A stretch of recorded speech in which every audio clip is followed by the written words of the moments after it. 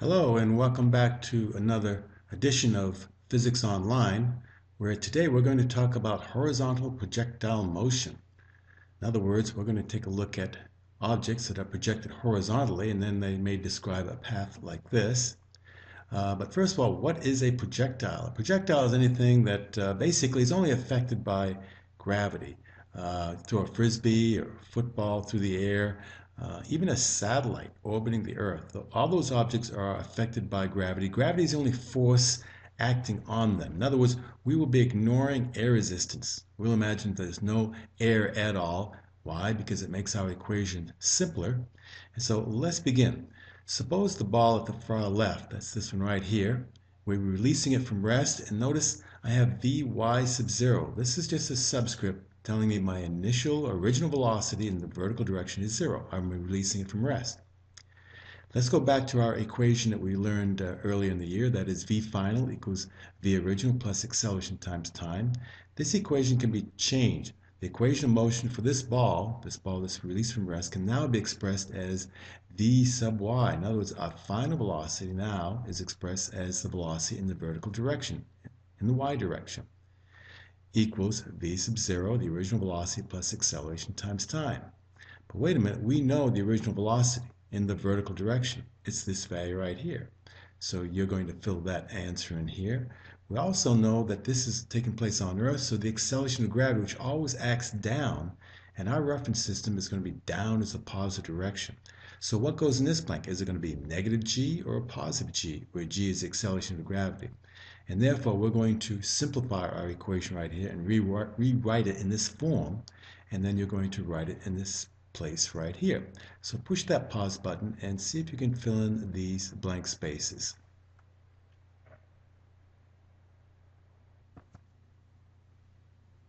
So what we're trying to accomplish is to rewrite our equation V final equals V original plus acceleration times time to fit this situation, an object released from rest.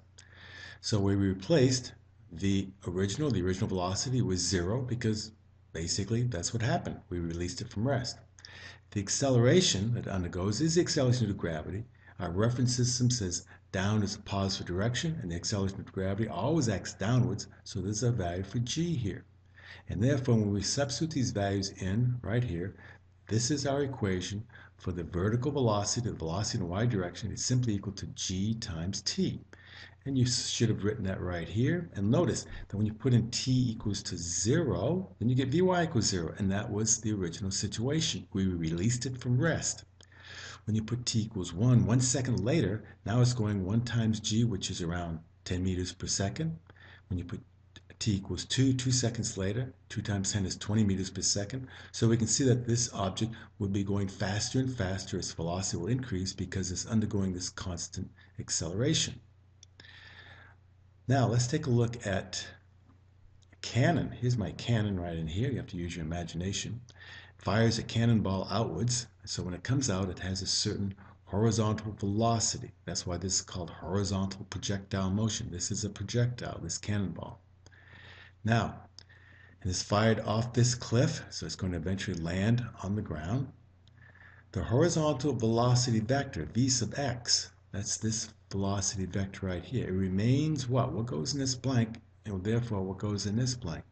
Since there are no forces acting in the horizontal direction to change v sub x. In other words, we're ignoring the effects of air resistance. So what goes in this blank, what goes in this blank, and also you should label this value right in here in terms of v sub x, and this is also v sub x.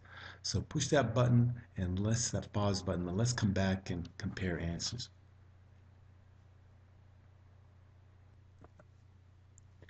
So what about this horizontal velocity v sub x that this cannonball is undergoing? Well, it remains constant. Again, it remains constant because we're imagining no air resistance through here. Therefore, there's no forces in the horizontal direction to change that velocity. Remember, it takes a force to change the velocity of an object, to accelerate an object. There is a force acting downwards, and so, yes, there is acceleration downwards, but there is no force, no acceleration in the horizontal direction. So you should have also filled in this value is v sub x, whatever it is. If it came out of the cannon at 200 meters per second, then it remains constant throughout the entire motion. Unless, of course, it hits the ground, and of course, when it hits the ground, eventually it comes to rest. But while it's in the air, the horizontal velocity always remains constant. And that's why the lengths of these vectors, notice they're all basically the same length. Because remember, the length of the vector gives you an idea of the magnitude of that particular vector. That is the numerical value, and it remains constant. On the other hand, the vertical velocity component, that is this object, this cannonball is also falling vertically. What does it do? Does it increase or decrease? You're going to have to select an answer here. Which of these is true? Due to the accelerating force of, well, what force is it that's acting in the vertical direction? You're going to fill that in. And at the instant the cannonball leaves the cannon, Vy sub 0, that is, what's the original velocity in the vertical direction? We know it has a horizontal velocity because it's coming out of the cannon barrel, but what is the vertical velocity at the instant it leaves the cannon? And what's the acceleration? Okay. Again, the hint is it acts very much like this object that we released from rest. So I want you to push that pause button, fill in these blanks, circle the correct answer, and actually on the diagram label the value for Vy sub 0 and the equation for Vy right on that diagram. Push that pause button.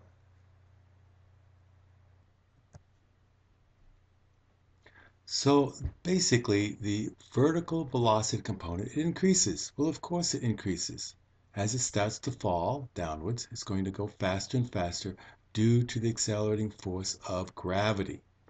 At the instant the ball leaves the cannon, however, its initial or original vertical velocity, it was equal to 0. In other words, it came out of the cannon barrel, it had a horizontal velocity, but it hadn't started to fall downward yet. Okay, its initial vertical velocity was 0.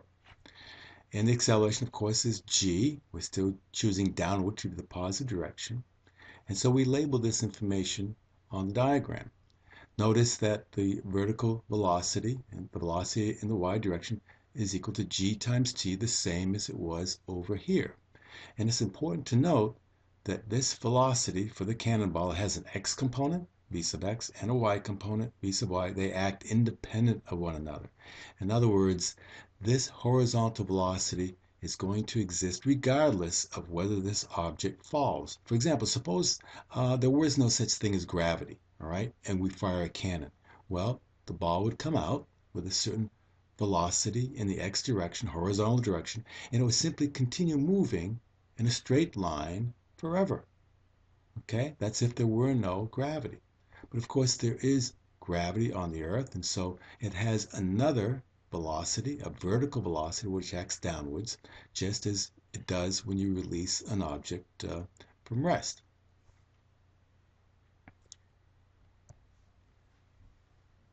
What about the vertical displacement of the cannonball? In other words, it's falling vertically. Yes, it's going horizontally, but it's also falling vertically. Can we come up with an equation for this amount of vertical displacement? By the way, if both the cannonball and this ball over here were started from the same height, then they would have the same vertical displacement. So our equation that we're going to come up with applies for this object falling straight down, and for this object that will eventually fall and hit the ground and undergo a vertical displacement. Well, it can be found by using the equation x equals vit plus 1/2 at squared. That's our equation, the kinematic equation that we learned earlier. And we're going to replace x with the variable y, because basically we're talking about displacement in the vertical direction, in the y direction. We're also going to replace v sub I. Well, what is v sub I? What's the initial velocity in the vertical direction? Well, we know that's equal to 0, right? When the cannonball came out, its initial downward velocity was 0 in the vertical direction.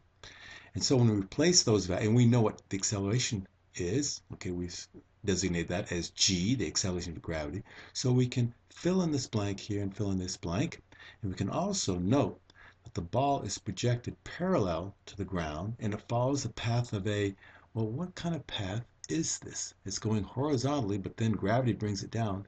What kind of path is that? It's not linear, okay? It's not linear at all. What do you think the name of that particular curve is? So push that pause button and fill in these blanks.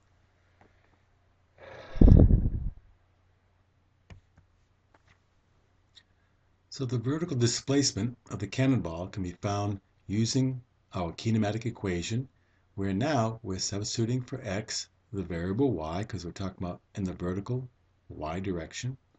We're substituting for vi, the initial or original vertical velocity, vy sub 0, times t plus 1/2, and we're substituting for the acceleration, the value g. But wait a minute, this vertical velocity, the original vertical velocity is 0, okay? So this part of our equation disappears, and we end up with y equals 1/2 gt squared. And we note that the cannonball is projected parallel to the ground. It comes out parallel this way, but basically it follows the path of a parabola. This right here is parabolic, which should make sense because look, the vertical displacement as a function of time is a quadratic equation. And you remember that the graph of a quadratic equation is a parabola. We might say, well, I don't see a parabola there. Well, a parabola can open down like this, okay? But we have basically half of a parabola because the object's starting from here and going down like this. So it's a half of a parabola. Now, what I want you to do is to go up here when you push that pause button and label the fact that this ball that we release from rest has the same vertical displacement, that is, the downward displacement only depends upon the acceleration due to gravity and the time it's in the air. The longer it's in the air, the longer the distance will be. That is the same displacement as that for our cannonball. It too, by the time it hits the ground here, will have covered the same vertical displacement. So this equation is true for both objects, the objects falling straight down and this one that has been projected horizontally, and eventually we hit the ground over here. So you're going to eventually push the pause button, but also, in other words, you're going to label this information on the diagram, but also note that the vertical displacement for the ball released from rest and that for the cannonball is the same. This means each ball will hit the ground at the same what? Here's what I'm saying. Both the ball released from rest and the cannonball fall the same distance y. They undergo the same acceleration of gravity. Therefore, each one should hit the ground in the same what? So fill that in and also label this information up here. Push that pause button and do this right now.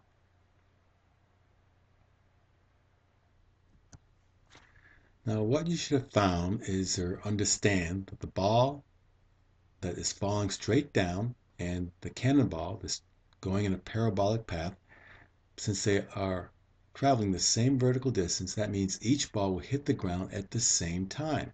If you look at the equation here, the y displacement, downward displacement, is the same for both, and both are undergoing the same acceleration of gravity, so t must be the same if this equation is to be valid. If this side is the same for both, this is the same for both, then the time has to be the same for both. And this is not something that is intuitively obvious. I mean, look, a lot of students think that, well, because this travels this long parabolic path before it hits the ground, that it would take a longer period of time to hit the ground compared to this object that's simply falling straight down. But that is simply not the case. Both objects will hit the ground in the same period of time. And this is because basically both objects are undergoing the same downward vertical displacement affected by the same gravitational acceleration g. It also points to the fact that there's two independent velocity vectors at work here. In other words, this object, okay, will fall downwards, right, just like this one, regardless of whether it has a horizontal velocity or not. These two velocities work independent of one another. And so the time it will take this object to cover this longer path here will be the same because it's following the same vertical distance. If I were to fire this cannonball with an enormous velocity, so it would go way out here before it hits the ground. Again, the time that it hits the ground will be the same as if I simply released it from rest. Right? That's very important to understand. One more thing to understand, and that is, what about this horizontal distance, okay, that this object is traveling? That horizontal distance, that maximum horizontal distance is called the range, okay? When in the military, when they talk about missiles, they want to know the range of the particular missile. That is, how far will it go horizontally before it hits the target? And we're going to investigate what is the equation to calculate this range, right? This horizontal distance. What does it depend upon?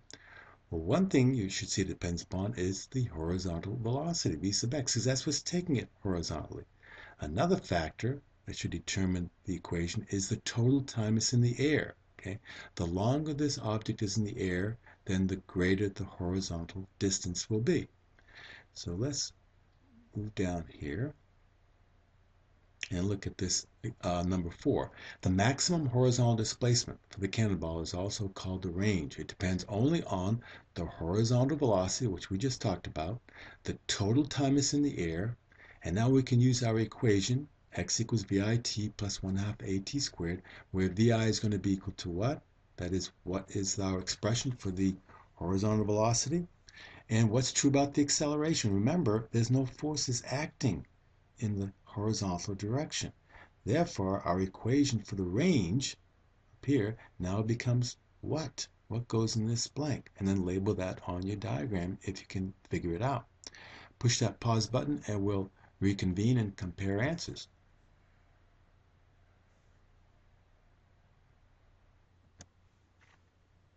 So here's our result. Again, the maximum horizontal displacement for this cannonball is also called the range. It depends only on the horizontal velocity, should be v sub x, all right, I forgot to write v sub x in here, and the total time that's in the air, t total. Using our equation, x equals vit, where vi is now v sub x, that's the horizontal velocity. The acceleration now is 0. There's no forces in the horizontal direction. Its velocity in the horizontal direction will not change. And so the range, the equation for our range, is v sub x, whatever horizontal velocity that cannonball has when it leaves the cannon, times the total time is in the air. That'll give us this particular range. And up here on my diagram, right, you should have labeled x equals vx t total, where vx is whatever velocity remains constant throughout the entire motion before it hits the ground, whatever that velocity is, and then times the total time is in the air. Okay. Now, let's take a look at a problem with some numbers. Suppose a cannonball is shot from this cannon, and we know the horizontal velocity v sub x is 12 feet per second. What's going to be our value for the acceleration due to gravity? Well, we know the acceleration due to gravity acts downwards, and since we're using feet per second, then what will we use here? Feet per second squared. What's that number? Do you remember what that number is? Part A, what we want to do is calculate the horizontal displacement at the end of 2 seconds. That is, how far does it go at the end of 2 seconds? What is x at the end of 2 seconds? Also calculate the vertical displacement after 2 seconds. How far does it fall in that 2-second period? That you're going to have to use this equation right here. So push that pause button and let's come back. Here's your answers. Actually, I have to change this one. This is actually a positive 64 feet downwards. But go back, get out your calculator and do the calculations and check the answers right here. You're going to have to do this for homework, so let's try it right now. Push that pause button.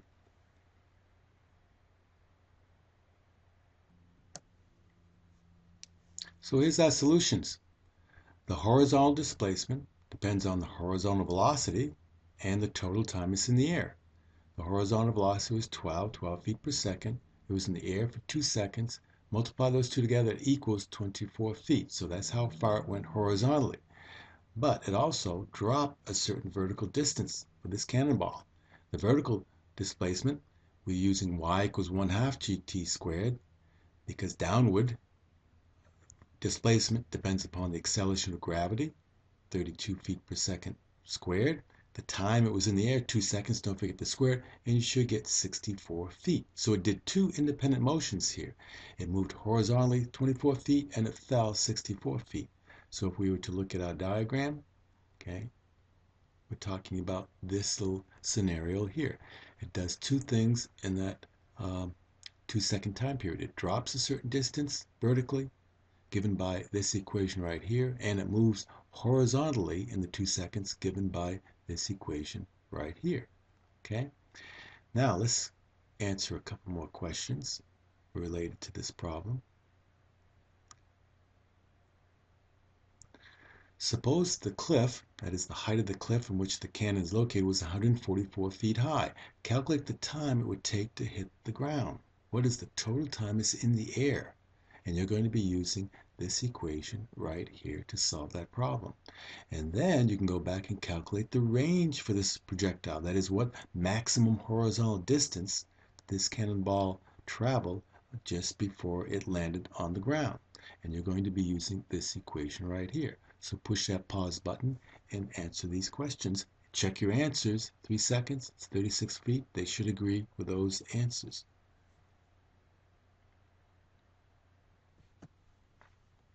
So here's our solution. To find the time it would take to hit the ground, we're going to use our equation y equals 1/2 gt squared. We're going to solve for t, and if you multiply both sides by 2, right, and divide by g, take the square root, it'll come out to be this equation right here.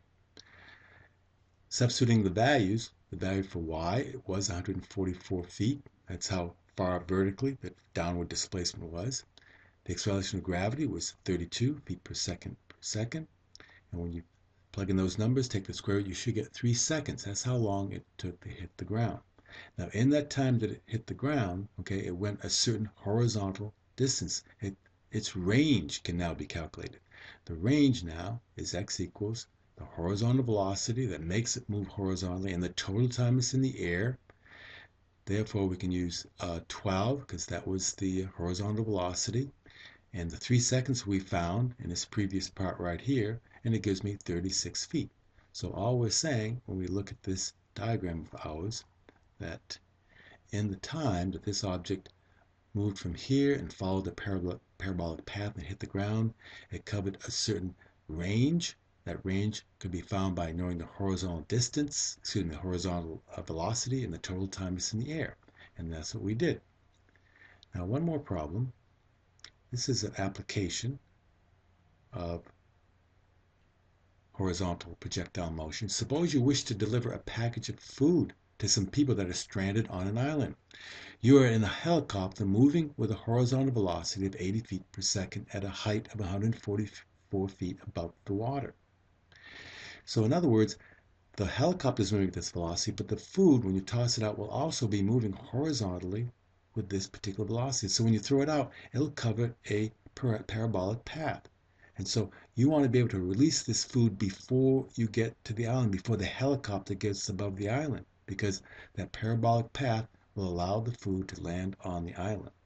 What we want to do is basically draw a diagram of the situation, just like I've done at the top of the page with the correct numbers and variables, label all the information. Then you're going to calculate how far from the island should you release the food so that it will land on the island. And I want you to think about the range because that's what you will have to calculate. You'll have to use this equation right here to find the range. In addition, you'll need to know the total time is in the air. So you'll need to use this equation right here to figure out the total time is in the air. And the answer should be this right here, 240 feet. And so push that pause button and see if you can come up with that result. And this concludes our discussion of horizontal projectile motion. I thank you for tuning in, and I hope you learned some physics.